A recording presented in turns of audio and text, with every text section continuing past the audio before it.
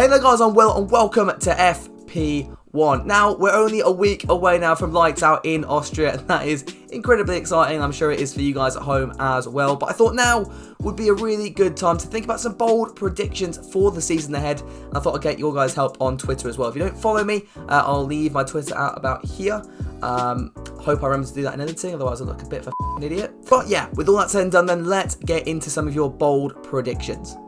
So let's kick things off then with the guys at the Apex Motorsport. Now, these guys did a podcast with them earlier in the week. Leave their links down in the description below so you guys can check them out. But yeah, they've said that Gasly will be best of the rest. Now, it's optimistic on a lot of fronts. So obviously AlphaTauri, they're not a bad team, and Toro Rosso haven't had a bad car. Obviously got 2 podiums last year. But will it be best of the rest when they're going to be competing with, say, the Racing Points, or the McLarens, or the Renaults? I just don't know. I think that midfield is going to be so tight this year. I think Danny Rick was saying it's going to be around a tenth of a second between, you know, the 4th fastest car and maybe the 7th or the 8th fastest car. So if they can pick up some podiums like they did last season, obviously with a shortened calendar, that will help them if they do that. Then maybe, but I just can't see it. But it would be a nice story for Gasly as well. It was a bit of a redemption after being dropped from Red Bull. But yeah, we'll just see how that one goes. Now, the next tweet comes in from Ali F1, another Formula 1 YouTuber. Now, he said Ricciardo's going to win a race in 2020 for Renault. Now, as much as I'd love to see this, being a massive Danny Rick fan, I just can't, on the basis that Renault, obviously they've gone for a different design philosophy, especially around the front end this year. They've gone for that kind of Mercedes-esque kind of curved nose rather than these thumb noses that we used to see quite a lot in the turbo hybrid era. But for me, I don't think, unless we have some crazy race, some absolute crazy race, and there is rain predicted for Austria next weekend, so you never know, you can never count it out, but it's going to take something absolutely phenomenal for that Renault to, you know, get into even the podium places, unfortunately. But hey, we can all wish. I would love to see him on there. It'd be a little bit awkward given the fact that he's leaving the team because of performance, but hey, I mean, given Danny Rick's luck, watch how Ocon wins a race. There we go. Bold prediction number 1 for me, and we'll get into some of mine at the end of the video. Sticking with the midfield, we're going to look at Racing Point now, as the purple sector have come out and said that Racing Point will get a podium. Now, this is the first one that I can definitely see happening, especially with someone like Checo Perez in that car. You know, he is the guy when it comes to getting podiums when there's an opportunity. Look at, say, Russia in 2014, I think 2016 Russia did it as well, Bahrain 2014, there's so many races. There was one of the Baku ones, I think 2017 or 16, I can't remember which one it was. But, you know, if someone's going to get a podium out of nowhere, then Checo is the man to do it. And with that Racing Point as well, or the pink Mercedes, or whatever you want to call it, Tracing Point, however, you know, there is a chance. And I think the mid-pack are going to be closer to those top 3 teams this year. They're not going to be challenging them on a regular basis. But, you know, if there is some, say, Singapore 2017 level accident at the beginning of a race, you know, maybe someone like Checo could step up onto that podium. Will it be Lance Stroll? No. So the next one is a very bold prediction coming from Jonty's Corner. Now, he said there's going to be 7 podiums from teams that are not in the top 3. Now, given the fact that there's only 8 races confirmed, and I can only see there really being somewhere between 10 and 15 races over the course of the whole season, this is interesting. I would love to see it, and I responded to it on Twitter, and I said, look, this would be a season and a half if it was, and, you know, given the delay that we've seen, we deserve a season like that. But oh, I would love to see it. I'll be interested to see, your guys' thoughts in the comments below. If a driver from outside the top 3 teams is going to get a podium or a win this year, who would that be? Let me down there. I'll be trying to respond to as many of those comments as I can. Next up is Beth from Beth F1. So she said that Albon is going to get 1 podium. Now this one I can definitely see happening. You know, he came so close in Brazil last year, and can it happen again? Definitely. It just, you know, don't need Hamilton torpedoing in from behind. But, you know, Albon, I do rate him. I don't think he's necessarily world champion material, but, you know, on a good day, he can definitely take the fight to those top guys. And if he's in this element, a podium, maybe even a win. Just going to put that out there. Definitely on the cards. Sticking with Albon, then we've got a triple header from the OpenWheelShow. They've said Albon to win a race, and similar to what I just said, you know, it's not off the card at all. Lando to get a podium, that would be brilliant. I think if any driver was going to do something stupid on the podium, it would have to be Lando. I feel like he'd be on there and he'd vlog it, or he'd do something dumb that would get him fined. But it would be great to see. And the other one was Russell to get his first points. Now, this one, obviously, given Williams' troubles at the moment, would be amazing to see. It would be great to see him in the top 10 again. And you know what? It's doable. They got points last year, albeit from that crazy German GP. But I think that Williams is going to be closer to the mid-pack than it was last year. Well, at least I hope so anyway. And you know what? I don't think it's off the cards, especially with, like I said, rain predicted for Austria and, some crazy races that we've seen in the last couple of years. If we get another one like that, Russell could easily sneak into the points. Maybe even Latifi, who knows? Now, the next one comes from FergieMaster, and he has said that Checo's get a top 5. I imagine that means in the entire championship. I think Checo will definitely pick up some kind of top 5 finish at some point in the season, given the at least the initial pace of that Racing Point car. But will he get top 5 in the championship? This one, I can't really see. And that's on the basis that it's going to be so tight. And the top 3 teams, I think, unless there's some kind of driver switch, I think those top 3 teams are going to take up the top 6 positions in the Drivers' Championship. That's just my view. But if you do disagree with that, let me know in the comments. It'd be interesting to hear from you on that one. So Thomas Mason has come out with the next one, and he has said that 3 reserve drivers will take part in 2020. Now, any other season, I think you'd be absolutely mad. This time round, you know what? It could happen.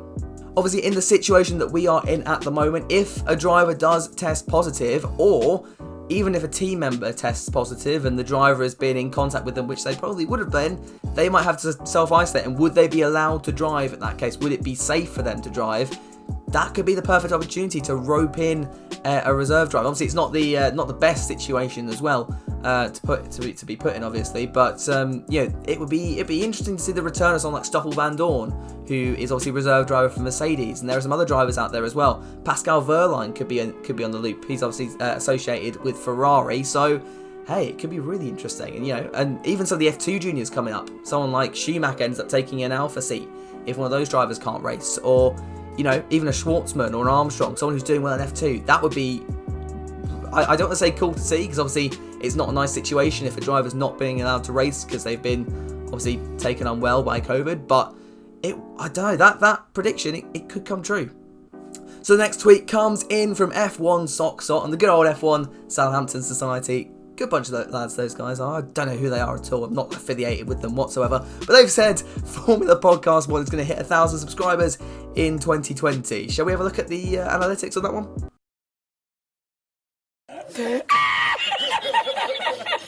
Probably not. No. Well, hey, I can dream, Hey, if you do like the video, do consider dropping a sub at the moment. And yeah, maybe we can hit 1,000 subs. It's going to be a challenge, but hey, you never know. So let's look at one more then before we get to my predictions for the 2020 season, or my bold predictions anyway, and that's from Smelly Student, which is an interesting Twitter handle to say the least. Anyway, he's come out and said that Leclerc will be champion by the end of 2020. Now let's delve into this one. So obviously Ferrari came to testing with not the best car on the grid, let's just say that, and go back even further, back to January, it was still not looking great. They apparently had some issues in the wind tunnel. And yeah, come testing, that car wasn't looking particularly fast anyway. But, they've had a lot of time and they've apparently brought upgrades on the engine department. So maybe Ferrari could still come out the blocks running on this one. But for me, I don't think Leclerc will do it this year. Maybe next year, or probably more likely after the 2022 regulation changes, when the whole field has kind of been neutralised. Ferrari might be able to find a step up there. But for me, I think they may have gone down the wrong development path this year already, and I think that's going to hurt them quite heavily by the time we get to the end of the season. So let's finish then with some of my bold predictions. I've got 3 down. The first one is going to trigger a lot of people, but hey, let's roll with it. So I think Sebastian Vettel is going to beat Leclerc by the end of the season. Now hold with me for just 1 second. Before you go and dislike the video, give me a second. So we know Sebastian Vettel, no matter what he does this season, is going to be out of Ferrari by the end of it. Now, usually that might make a driver feel demotivated or not want to necessarily perform for that team knowing that they're coming out of it. But given this is probably Vettel's last season in the top tier car, possibly even his last season in Formula 1, I wouldn't be surprised if he goes and pulls a Damon Hill in 1996, where he was told he was going to be out of Williams no matter what at the end of that season, and he went out and won the championship. Now, do I think Vettel's going to win the championship? probably not. Maybe, and I'll put it here if he does it. You've heard it here first. But I do think now the pressure's going to be off. There's a very real chance he's just going to take the fight to Leclerc, not listen to team orders, and try to cement himself as that top guy at Ferrari and basically show the guys that they were wrong in getting rid of him in the first place. Now that would be a story. Now the next one is about a driver that's not really been talked about recently, and that's Kimi Räikkönen. Now his contract with Alfa Romeo, which he signed back in 2018, comes to an end at the end of this season, and a lot of people are expecting him to either retire or move into some kind of managemental role in Formula 1. Either way, he won't be racing much, if at all, in 2021, but I'm not too sure about that one. For me, I still think Kimi enjoys racing, and he's always said he will stay in the sport, or at least as long as he can, or as long as he can love racing. And I think, with this break, it's taught a lot of drivers that, retirement's a bit boring. We've seen several drivers come out and say, this might have actually added more years to my career rather than taking them away. I feel like Kimi might be one of those people, and I wouldn't be surprised to see him re-sign for Alfa Romeo by the end of the year. Now, of course, what does this mean for Gio? I think it's going to depend if Antonio has a good season or not, because if he does, then they're going to want to keep him on. But at the same time, you've got those juniors of Schumacher, Schwartzman, Armstrong coming up into the ranks, and I feel like one of them will be at Alfa Romeo next year. So the pressure's on for Gio. If he doesn't perform, I think he'll be out. And now my last prediction is a little bit of a contrasting one to one that was mentioned earlier, and that was that Danny Rick would win a race. I actually think that Daniel might just leave Renault a little bit earlier than he said. So we know that the tensions between those two parties aren't brilliant. Cyril came out with a little bit of a babyish response when Daniel announced he was leaving the team back in May. And yeah, it's not a lovely relationship it's not the relationship it was back in 2018 and 2019. So I would not be surprised if that relationship gets so sour that Renault just say, Daniel, that's enough, you're out. Now, the other way this could go down is if one of the McLaren drivers are unable to race for whatever reason. Now, they could bring up someone like Sergio Sette Camara, who I think is their test driver. I might be wrong on that one. But they might bring up a young driver, or if Danny Rick is free, why not bring him in early and try to get him out of that Renault contract early? It would work well for both parties. It would allow Renault to put their replacement, which I imagine will be either Alonso, but probably not, but most likely one of their junior drivers, someone like Guan Yu Zhou or Christian Lundgaard, a little bit of time just to familiarise themselves with the car before the 2021 season, since it is basically going to be the same car as well with the new chassis rules that the FIA have implemented. It might just work well for all the parties.